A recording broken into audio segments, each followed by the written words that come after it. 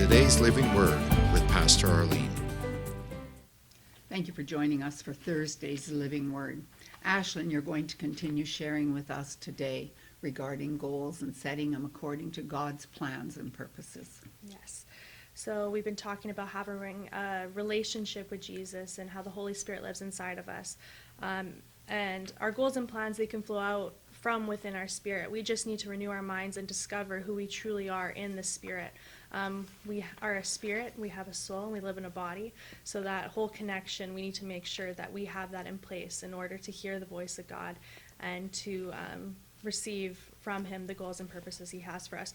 So Romans 12:2 says, "And be not conformed to this world, but be transformed by the renewing of your mind, that ye may approve what is good and acceptable and perfect will of God." And I'm going to read that in the New Living Translation as well. It says, "Don't copy the behavior and customs of this world, but let God transform you into a new person by changing the way you think. Then you will learn to know God's will for you, which is good and pleasing and perfect." So changing the way we think, it says, we will learn to know God's will for us. That is how we can discover the goals and plans that God desires for our lives.